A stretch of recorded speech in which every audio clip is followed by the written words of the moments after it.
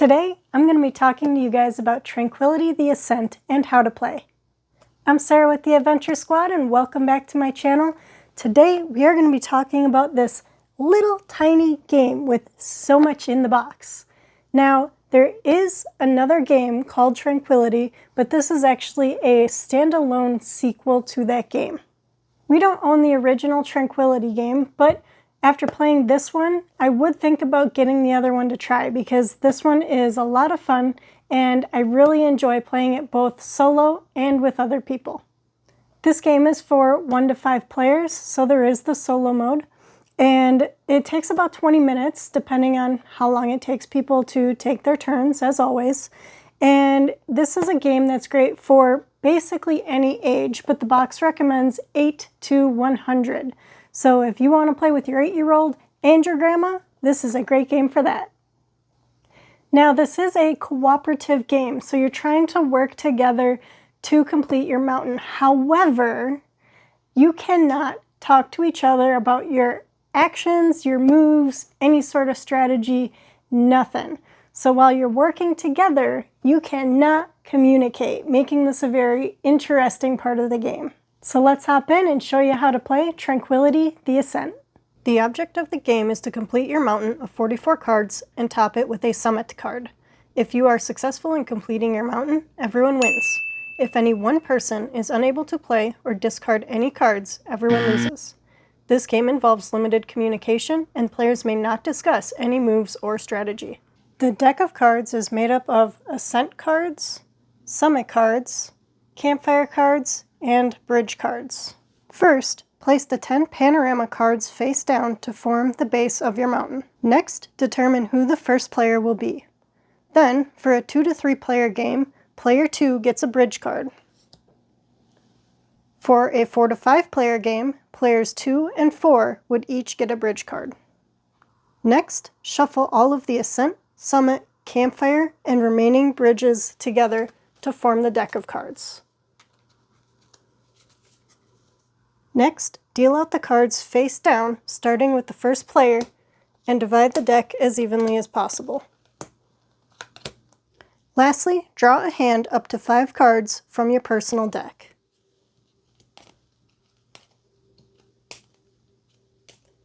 Those with a bridge card would draw 4 cards to bring their total hand up to 5.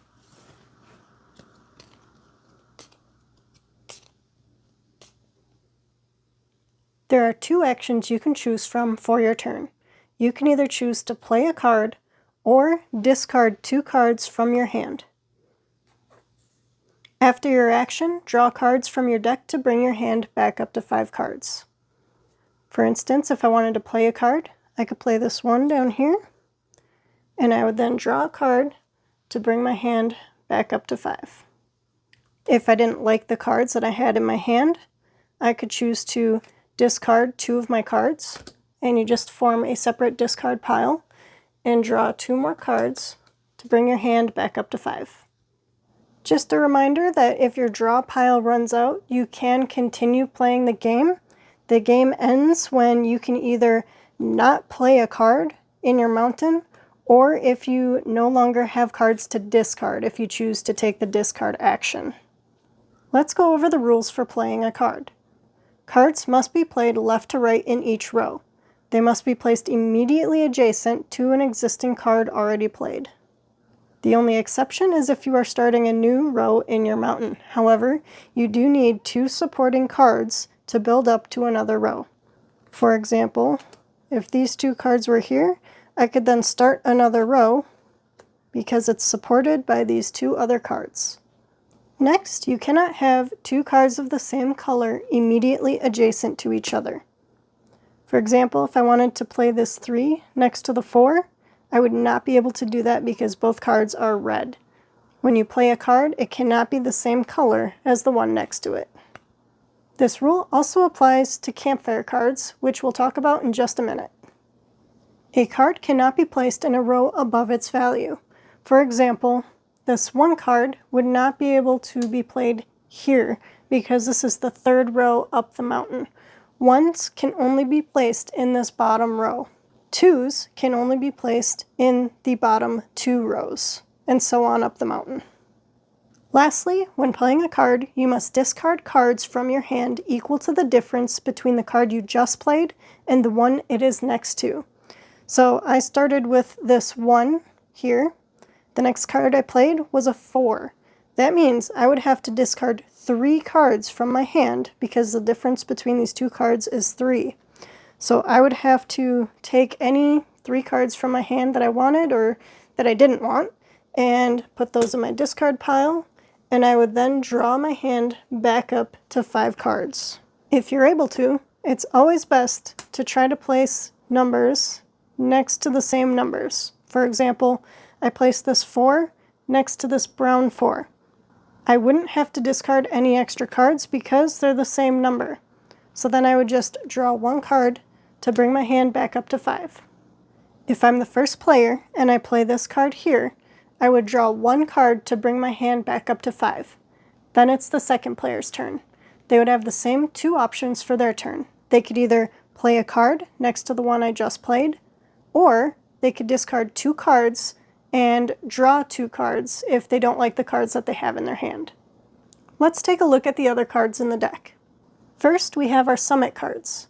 There are 5 summit cards in the deck, and the only place that these can go is at the top of your mountain once you have your entire mountain completed and all of your bridges covered.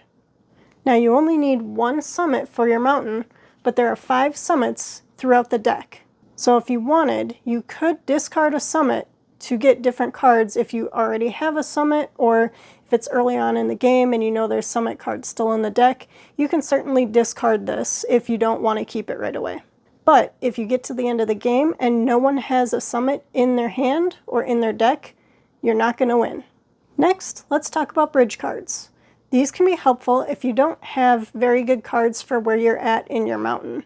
So for instance, if I have all high cards in my hand and I don't have any low cards, I could always play this bridge card right here, and that allows us to keep playing out this way to the right, or to put a card here and move up our mountain a little bit. So it gives us more options to play, and that way we don't have to waste cards by discarding 2 cards and drawing new ones. When playing a bridge card, you follow all standard placement rules, except that a bridge cannot finish a row, so it can't be the very last card in any of the rows.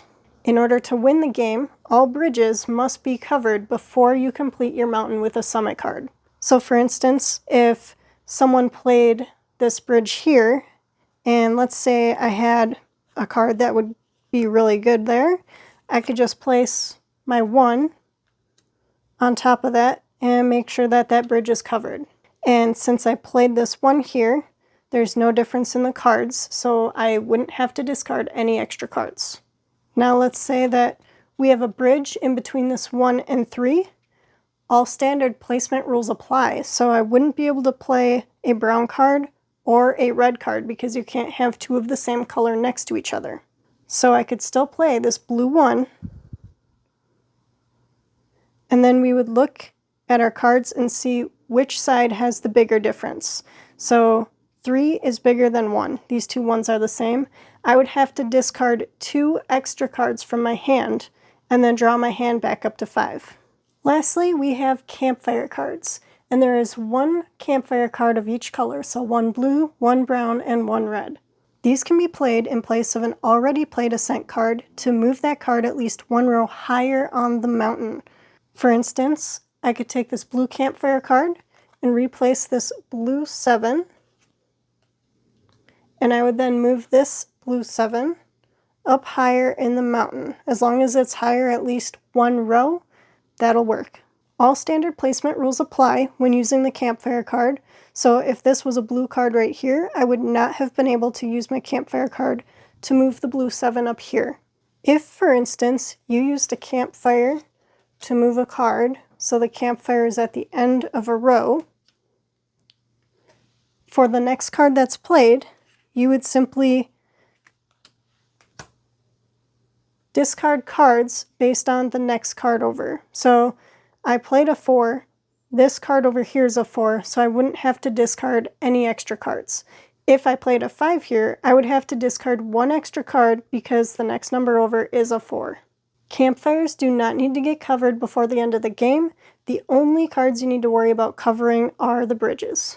And just touching on our second option for our turn of discarding 2 cards, you can discard any 2 cards from your hand, and when you discard them, just make sure they're separated from your draw pile and maybe keep them a little messy, just so you can tell the difference between your draw pile and your discard pile.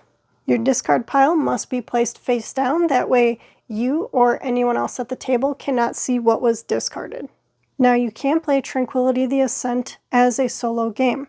There's just a few differences. First, you remove all 1s from the deck, so you won't be playing with any of the 1 Ascent cards. The next difference in playing this solo is that you get a hand of 6 cards. This gives you a little bit more versatility and more cards to play and work with when creating your mountain. You also have a third possible turn action, and that is that you can use a guide rope. Now when you use a guide rope, you take your hand of 6 cards, shuffle it back into your draw deck, and you can draw 6 new cards for your hand. So if you have cards that absolutely do not work with where you're at in your mountain right now, you can draw 6 new cards and hopefully get something a little better. Now there are also a couple of expansion modules with this game. We personally have not played them yet, but there are several, including Green Path, Panorama Objectives, and Mountain Goats.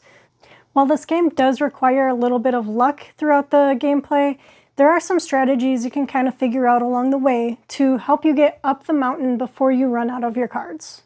Sometimes you can get very unlucky with your starting hand or cards that you're drawing throughout the game, which can make it a lot more difficult. This may turn some people away from this game just because of the aspect of luck playing into this game. However, for me, I find it to be a challenge. As I said, there are some strategies you can do to kind of help balance the scales a little bit, but I do like the challenge, and especially in solo mode, using the guide ropes and things, those can help get you up the mountain a little quicker. My partner and I have also played it with our kiddo, and personally, I thought it felt much harder with adding more players. With single player, you can kind of obviously control all the actions that you take, whereas the more people you add, you don't know what their cards are, what they're thinking, they're strategizing. So it definitely brings in a new level of challenge with every person that you bring to the table. As I said, we don't have the other Tranquility game, but I do like this one enough that we would probably check out the other one at some point. And I would highly suggest getting this game. It is a challenge. It's very fun. As I said, even with the limited communication, it's fun trying to work together cooperatively to build your mountain. Thank you guys so much for watching. If you got value out of this video, don't forget to give a thumbs up. Hit that subscribe button down below to catch more videos from the Adventure Squad. I'm going to have more review videos, how to plays, and other board game videos. Thank you guys so much for watching, and until next time, get your game on.